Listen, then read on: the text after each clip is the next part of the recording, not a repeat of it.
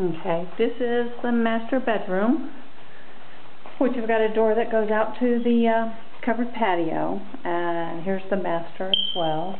It's looks out onto the backyard, and you've got closets all along here, which big walk-in closet. Ooh, you could do a lot with that. Here's another big walk-in closet. Wow, that's pretty cool. And you have shower. You've got one sink, bath, glass block on 3 sides, which is pretty. You've got another sink, and you've got a toilet room. And I'm going to run upstairs so you can see what the upstairs is like, and then we'll be done.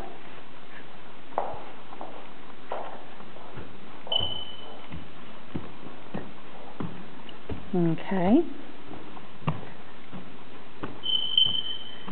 This is the upstairs area. There's a little loft area, which is sort of nice for the kids. It does have a little electrical outlet. This overlooks into the living room, and that's the entrance over there. You can barely see it. And the master bedroom and the back porch. And then looking over here, this is the loft for the family room and the breakfast nook area. And so as you can see, the loft area is pretty big. And let me see. I don't know what that is. Must be a air conditioner. Okay. Here's a bedroom with a closet. That's here. This is 12 by 12 maybe. There's a bathroom over here with 2 sinks. And then going down the hall, you have a bedroom here and a bedroom here, but I'm going to go to this one and show you how it works. There's a good sized bedroom with, it looks like a walk-in closet. A little walk-in closet, it's not huge. And you go around this way and you've got a bath.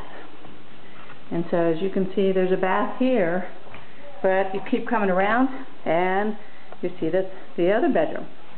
So basically that's the upstairs. You have 3 bedrooms, 2 baths. Downstairs you have the master bath and master bedroom and a guest bath and bedroom. So that's it.